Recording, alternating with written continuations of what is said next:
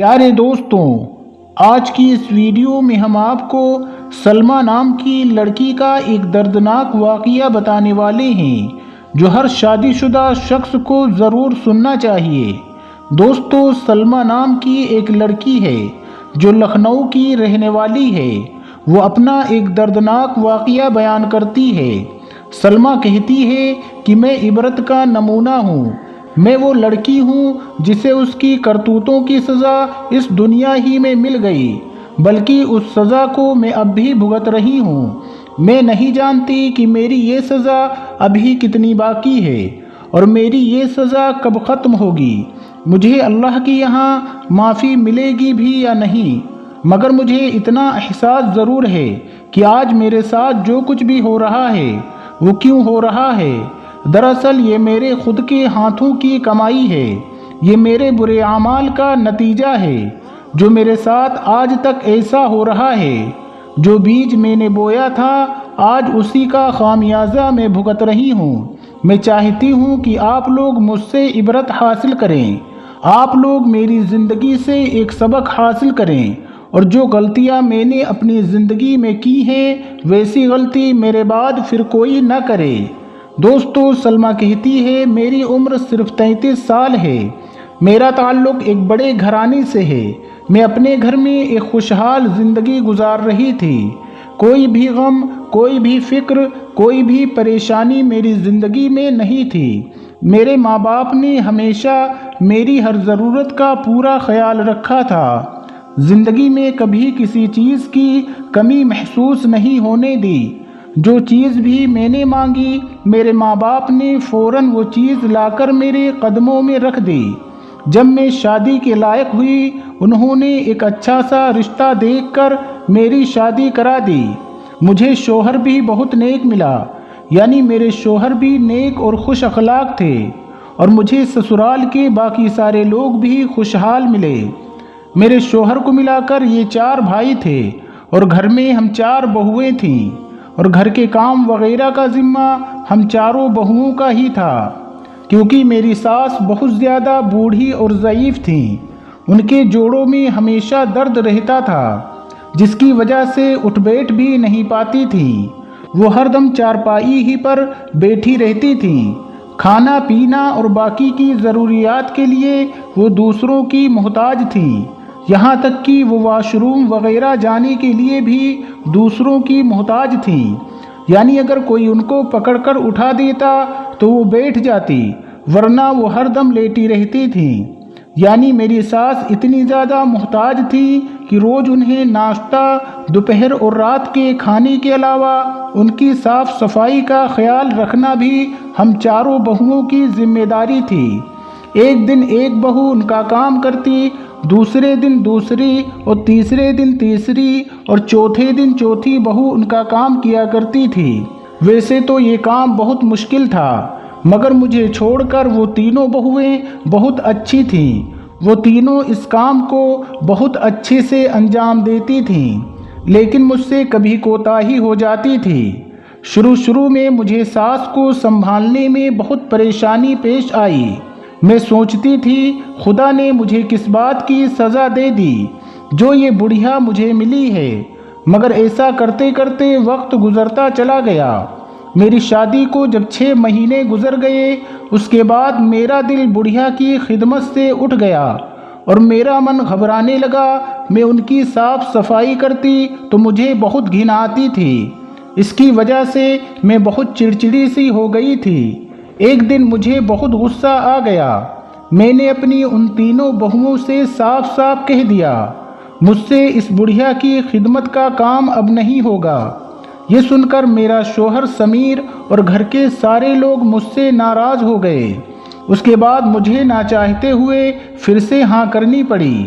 جب بھی میری خدمت کرنے کی باری آتی میں اپنی ساس کو بہانے سے ستانے لگی، جیسے کہ اگر وہ کبھی پانی مانگتی تو میں جان بوجھ کر اسے دیر سے پانی دیتی، اگر وہ مجھے آواز دیتی تو میں سن کر بھی انجان بن جاتی، کبھی اگر وہ کوئی اور چیز مجھ سے مانگتی تو میں اسے دینے سے انکار کر دیتی۔ اس طرح میرے خراب رویے سے وہ خوب تنگ آ گئی تھیں وہ خود تو کسی کی مدد کے بغیر بیٹھ بھی نہیں سکتی تھی، مگر میں تو پتھر جیسی ہو گئی تھی۔ اگر وہ کوئی بات کہتی تو مجھے ان کی باتوں کا کوئی اثر نہیں ہوتا تھا۔ اس طرح اب ہمارے بیچ میں روزانہ لڑائی جھگڑے ہونے لگے۔ میں بھی ان کے ساتھ خوب زبان چلانے لگی، ان کو برا بھلا کہتی اور ہر طرح کے طعنے دینے لگ جاتی، مگر وہ تینوں بہویں انہیں بہت خوش رکھتی تھیں اور دل و جان سے ان کی خدمت کیا کرتی تھیں، ان کی ہر ضرورت کا خیال رکھتی تھیں۔ لیکن میں نے اپنی ساس کو اتنا ستایا کہ وہ مجھ سے نفرت کرنے لگی، کیونکہ اس وقت میری آنکھوں پر پٹی بندھی ہوئی تھی۔ میں اتنی اندھی ہو گئی تھی کہ مجھے اچھے اور برے کی کوئی تمیز نہ رہی۔ ایک دن یہ ہوا کہ میری ساس نے مجھے بلایا اور مجھ سے کہا کہ مجھے نہلا دو۔ مجھے یہ سن کر غصہ آ گیا اور میں نے غصے میں آ کر پانی سے بھری ایک بالٹی ان کے اوپر اڑیل دی۔ وہ بیچاری تڑپ تڑپ کر رہ گئی۔ اس دن ان کی آنکھوں میں ایسی بے بسی تھی کہ وہ رونے لگی، مگر وہ کرتی بھی تو کیا کرتی۔ اس کے بعد ایک دن انہوں نے مجھ سے پانی مانگا۔ میں نے ایک گلاس بھر کر ان کو پانی دے دیا۔ تھوڑی دیر کے بعد انہوں نے ایک گلاس پانی پھر سے مانگا تو یہ سن کر مجھے غصہ آ گیا۔ میں نے ٹھنڈے ٹھنڈے پانی کا ایک گلاس بھر کر ان کے سر پر ڈال دیا اور کہنے لگی، آخر اس بڑھیا کو کتنا پانی چاہیے، لے پی لے۔ اس وقت ان کا صبر جواب دے چکا تھا۔ انہوں نے اپنا سر آسمان کی طرف اٹھایا اور کہنے لگیں، یا اللہ، اسے بھی میری طرح معذوری کا مزہ چکھا دے، اسے بھی میری طرح لوگوں کا محتاج بنا دے، اسے بھی میری طرح پانی کی ایک بوند بوند کے لیے ترسا دے۔ جس طرح سے یہ مجھے ستا رہی ہے، اس کو بھی لوگوں کا محتاج بنا دے۔ ان کی ان باتوں کو سن کر اگر کوئی اور ہوتا تو وہ ڈر جاتا، اگر کوئی اور ہوتا تو وہ سن کر کانپ جاتا، مگر میرا تو یہ عالم تھا، میں تو ان کے پاس کھڑی مسکرا رہی تھی۔ اب ہر روز میں اسی طرح ان کو پریشان کرنے لگی اور وہ اسی طرح سے روزانہ مجھے بد دعا دینے لگے، مگر مجھے ان کی بد دعا پر یقین ہی نہیں تھا۔ اب دھیرے دھیرے وقت بدلتا چلا گیا۔ کچھ دنوں کے بعد ان کی بیماری اور زیادہ بڑھ گئی۔ جوڑوں میں بہت زیادہ درد ہونے کی وجہ سے ان کا سارا سکون ختم ہونے لگا۔ وہ راتوں کو اٹھ کر کراہنے لگی۔ سب گھر والے ان کی تکلیف کو محسوس کرتے اور رونے لگتے تھے۔ پھر ایک ہفتے کے بعد ان کا انتقال ہو گیا۔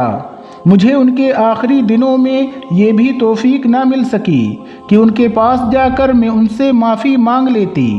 باقی کے سب لوگ نے ان سے باری باری جا کر معافی مانگی اور انہوں نے سب کی کمیوں اور کوتاہیوں کو کھلے دل کے ساتھ معاف بھی کر دیا۔ شاید مجھ بد نصیب پر اللہ کا غضب ہونا تھا۔ ان کے انتقال کے کچھ دنوں کے بعد میں اپنے شوہر کے ساتھ اپنے ایک رشتہ دار کے گھر جا رہی تھی۔ راستے میں ہمارا ایکسیڈنٹ ہو گیا اور یہیں سے میری مشکلات کا سلسلہ شروع ہو گیا۔ ایکسیڈنٹ میں میرے دونوں پیر چلے گئے، جبکہ میرے شوہر کو معمولی چوٹ آئی۔ ڈاکٹروں نے میرا کافی دنوں تک علاج کیا، مگر میری حالت دن بدن بگڑتی گئی۔ پھر اس کے بعد ڈاکٹروں نے کسی بڑے ہاسپٹل میں لے جانے کا مشورہ دیا۔ پھر مجھے دوسرے بڑے ہاسپٹل میں لے جایا گیا۔ اس کے بعد مجھے ہوش و حواس تک نہ رہا۔ میری والدہ بتاتی ہیں، میں کئی دنوں تک بے ہوش رہی۔ ڈاکٹر آتے رہے، میرے علاج کا سلسلہ جاری رہا۔ میں 2 مہینے تک اسپتال میں بھرتی رہی۔ اس کے بعد مجھے اسپتال سے فارغ کر دیا گیا، لیکن میری آزمائش ابھی ختم نہیں ہوئی تھی۔ میں اپنے گھر میں ایک چارپائی پر پڑی رہتی ہوں۔ اپنے ہر چھوٹے چھوٹے کام کے لیے دوسروں کی محتاج بن کر رہ گئی ہوں۔